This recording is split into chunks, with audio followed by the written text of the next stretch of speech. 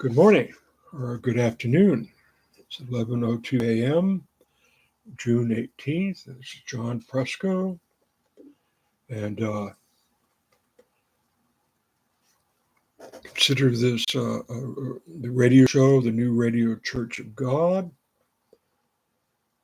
uh, also the Church of Wama Tamara. Anyway, I want to show you this.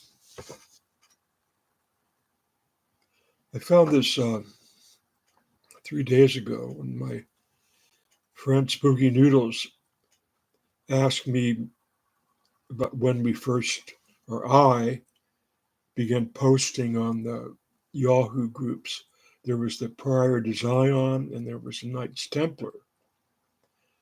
And this is in regards, uh, I sent this to Richard M. Silver, Monterey Superior Court.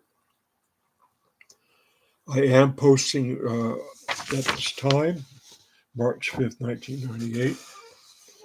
And this, I just blogged on the dates and some things reversed there.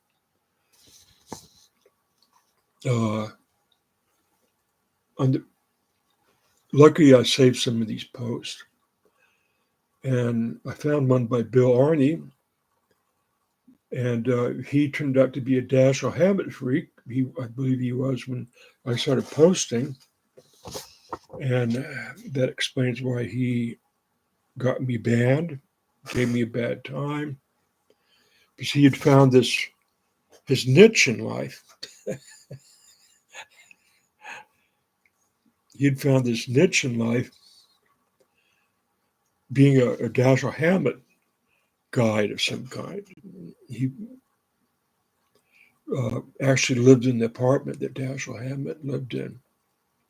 So when I'm saying that my my grandfather camped on the Anacapa Islands with Dashiell Hammett, he didn't go, "Oh wow, hey John, did I tell you that I'm a Dashiell Hammett aficionado?" No, you didn't, Bill. Wow, we got something to talk about. Uh, and that's basically the beginning. No, it's just a continuation of people ripping me off. They see that I got this talent and this gifts, and apparently I don't see it myself, and therefore, that's a weakness where they can come in and take. This is what the psychics were saying. People do, they come and take. And I'm not on the side of Bill Arney. I'm not. Bill Arney is a taker, all right? My daughter, taker. Her family, her mother, takers. They don't have the source, but they somewhat recognize the source, And then they think, money. I want money. I need money. Can I get money from this? And I assume that was Bill's interest and other people's interest back, and Dan Brown's interest. Him and his wife eavesdrop on some of these groups. He came up with the idea for the Da Vinci Code. And in arguing with Bill Arney and Eon Sinclair, other people that were ganging up on me because I was a threat, they had books in the work and they were going to write books. And the things I'm saying are going, wow, I wish I had that. Wow, I could go far with that connection. Rosamond, Fair Rosamond Clifford, mistress of King Henry II, the founding father of the plantations. Yeah, wow, I got enough. I could go with a book. How come John Presco's not going with a book? He could really outsell us. He could throw us in the shadow, of this quest of the holy blood, the holy Grail, and the Knights Templar. So I could spend 6 hours on this topic, but it's what it is now. Because I get the last word, and I'm going to put all this together, including the lawsuit against the people that the Supreme Court Judge Richard M. Silver sold my family's literary legacy to. And I kept saying, no, Christine Rosamond Benton and Garth Benton created a artistic legacy, i.e. paintings, drawing, paintbrushes, not typewriters. My grandfather, Roy Rosamond, founded that, and I'm his heir. In 1992, I began Bonds with Angels, an autobiography. So after Christine died, I went to the funeral. I walk in and there's a big, huge painting of Godfrey de Bouillon over Christine and Garth Benton's fireplace. And that's the painting that appeared in the book Holy Blood, Holy Grail. And Badgett sued Dan Brown, but wasn't awarded. They lost. So before that was a probate of Christine Rosamond Benton, the highest paid woman artist, and if not artist, at the height of her fame. And that was the other thing, part of this, divine femininity, art, Jesus, Mary Magdalene founded a lineage of strong, powerful women, like maybe an artist named Rosamond, maybe. But don't tell John Presco. He'll come out with a book and he'll make all the money. We won't make any money. And when they started ganging up on me, I was supposed to go to San Francisco and be a part of a reunion of all the people. And Bill Arney got in an argument with me whether Pontius Pilate was an augur. And he said he wasn't. I said he was, Bill. Go look at, they got coins with the augurs on. And he got all angry, I couldn't figure out the hell he's getting angry about. And he got me nixed from this meeting, see? Because he didn't want, me to hear, hey, Bill, how's Dashiell Hammett tour doing? What, Bill? You got a tour, Dash? Oh, no, I don't listen to him, Really, really bad and sometimes evil things. So I think I actually mentioned that this big painting of Godfrey de Bouillon.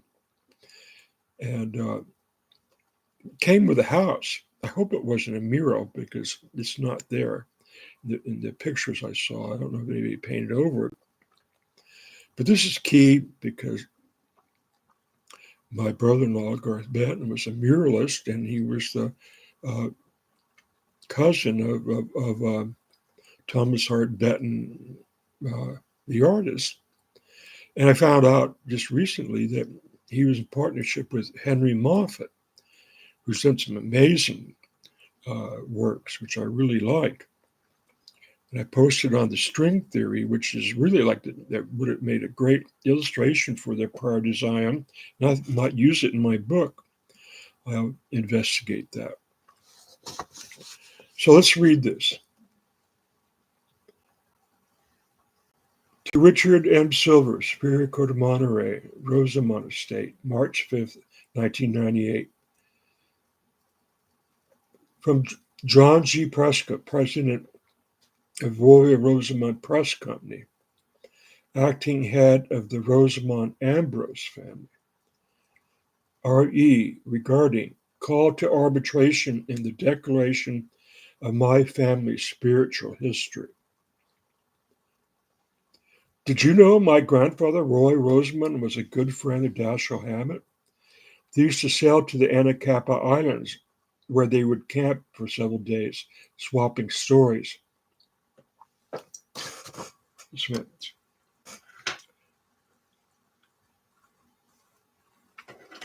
Uh, Swapping stories. Told Bill that. Was one of the campfire tales about the Maltese falcon that was pirated from the Knights Templar? The Rose family were ardent supporters of the Templars. In one Rosamond genealogy are found two Templar surnames. Does the surname Sergeant Rosamond denote the Templar rank? I suspect my Aunt Lillian was named after Lillian Hellman, who was the love of Dashiell's life and the model for Nora in The Thin Man. This infamous detective team were notorious for their drinking and their gib wit, which arose from their membership in a private literary guild, a bohemian circle, which was later accused of un-American activities in spite of their non-stop drinking. Perhaps they were suspected Bacchanalians and Macedonians, foreigners who were infamous for their love of the fruit of the vine. Jesus, who came eating and drinking, was born. Some of this is in code here. Was born in Columbus, Ohio. I suspect Senator Joe McCarthy was a lush, perhaps a homespun wit, and thus felt left out. He never invited to a Hollywood elitist bash where he could chit chat with the notorious Nora. What a great letter. I don't think the judge had a clue. With the in the private sector. And then there is Bloody Rosa. Remember her? No, she was not the cure for hangover, Bloody Mary. I've uncovered evidence Christianity was seeded in a woman's only ritual, sort of a slumber party, where wealthy Greek women would gather and get snookered. One of them, the chosen one, was dressed up as Bacchus, covered in grapes and then set upon by the bunch in a cannibalistic sort of way. Why the Gowrie ghouls did not hire a professional sin eater for my sister's funeral was an oversight. Being cannibalized was once considered the highest form of flattery. Oh my dear friends do love me, after all. Like yourself, Lillian was on the front line when it came to civil liberties and other constitutional human rights issues that were way over old Joe's head, but sure Joe and his grandfather would have a royal old time going hunting in the backwoods where many folks never returned. Royal and his Rosie folks lived near Deliverance, where your right to get lost is well respected. Yeah, did I just make a mistake by selling the literary legacy of the Presco Roosevelt family to outsiders and they hired a ghostwriter? Did I just make destroy my rep? Yeah, you did, Judge. Royal, Mark Twain, who Royalist wit was compared to, and the artist Thomas Hart Benton were from the Show Me State. Garth's great-grandfather was the famous senator of the same name. His talented son worked hard to take away WPA money from foreignized artists. Foreignized. That is natural-born Americans who had studied overseas and now, as jaded bohemians, are wanting to come home and compete with St. Thomas for the free Fed money. How dare they take away this lone good old boy who refused to go over there and be part of the new socialist wave. Only Tom's vision remained pure. Am I suggesting my ex-brother-in-law's grandfather beat the new Gingrich to the punch? Frank Rosamond ran as a socialist in Ventura. One of Royal's short stories he tells of a man who sails to the Anacapa Islands to dry out, befriends a wild piglet, which he brings home and rears as a pet, only to have his neighbor hijack and butcher it. The Maltese porker? We artists, writers, and alcoholics are known to get carried away, and is why we get paid the big bucks, as life is nothing more than a pig in a poke. And if you haven't figured this one out, we Arcadian Irish Huguenots don't like outsiders putting their snouts where they don't belong, because history has taught us that most other folks are revenuers who get religion and thus are just looking to take our paganized money worth and hand away and land away for our own good. Oh, take our worth and land away for our own good. Of course, he told me that the judge were looking for a death threat, so all three of my letters I sent them, revenuers, you know. They don't understand that. Never mind. They don't understand it. In Poetry on Leaves, Royal depicts Jesus as a sorely used pig in the Pope, a foundling and wild child that momentarily puts an end to the two churches' biblical family feud. But in the end, there is no second coming, the division deeper than ever, as are the cuts and funding for the arts. Thank God for the Getty Foundation and our nation's brand new monument to foreign oil. We artists used to make the business end of our united identity look good.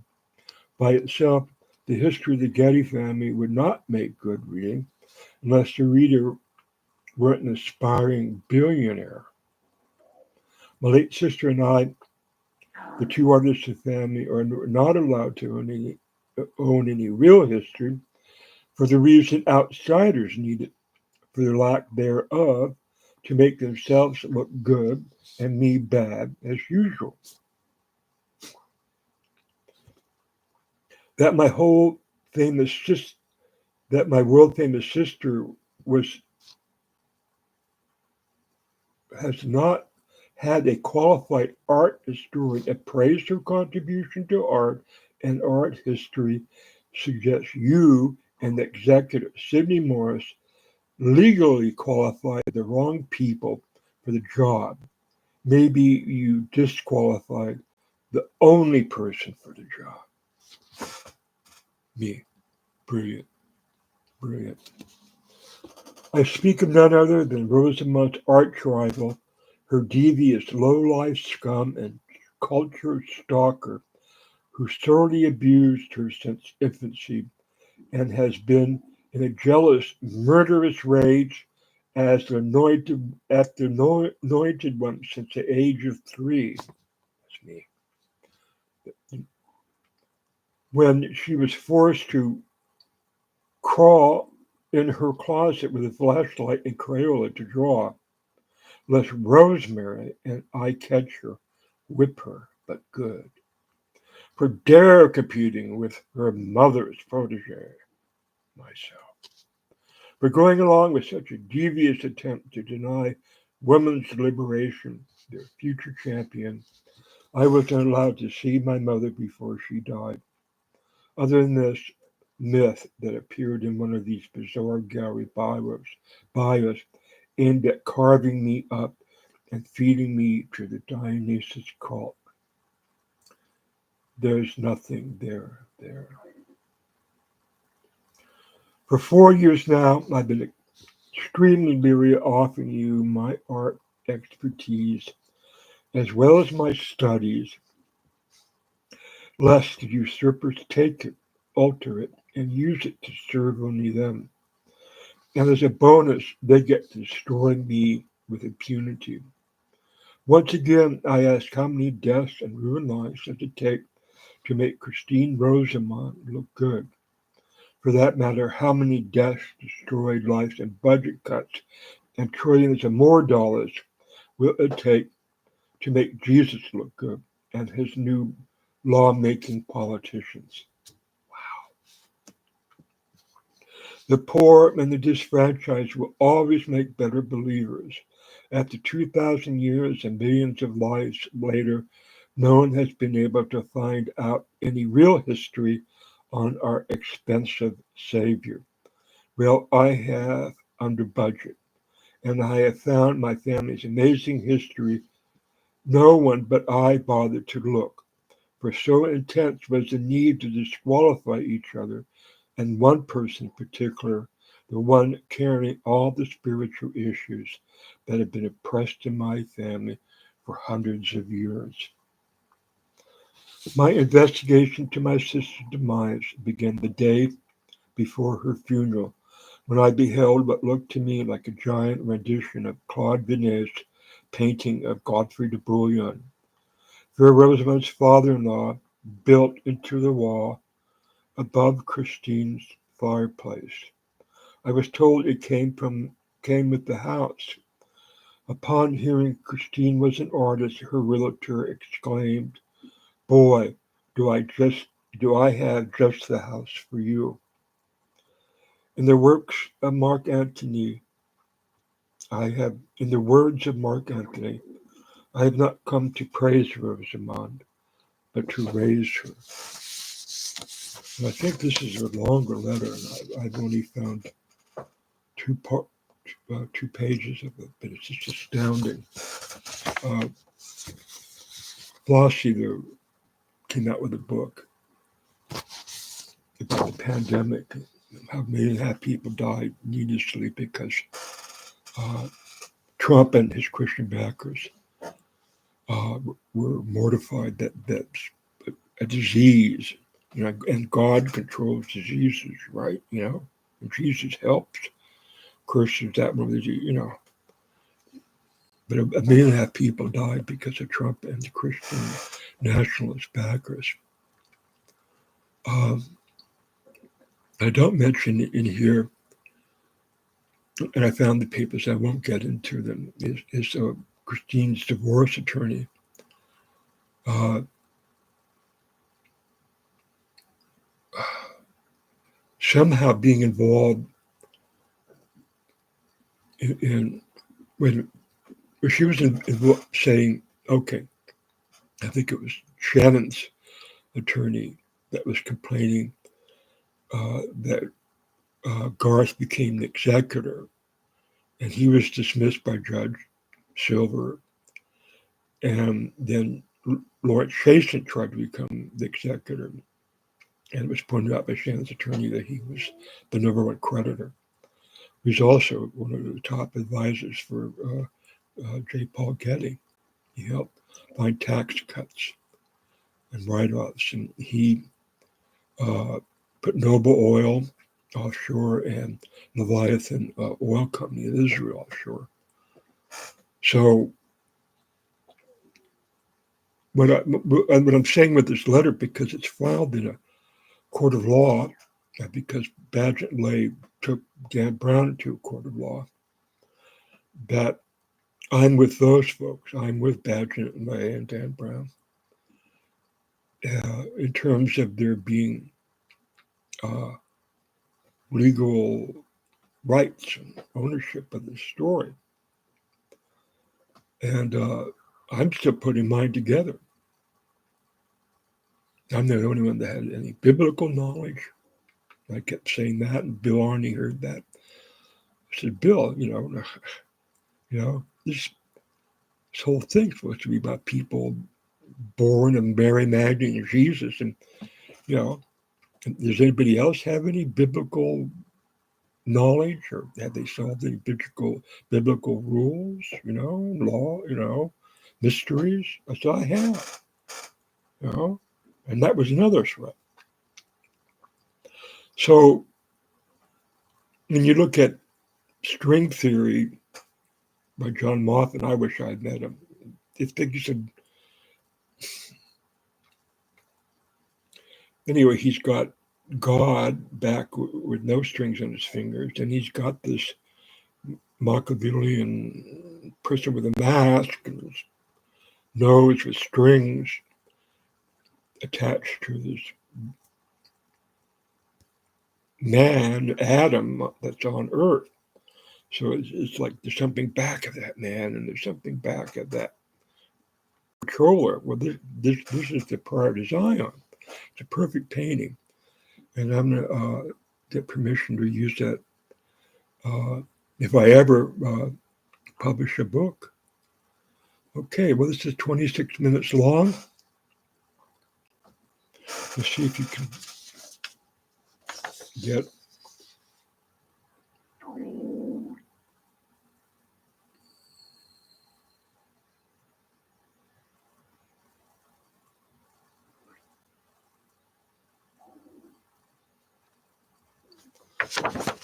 All right. Take care out there here.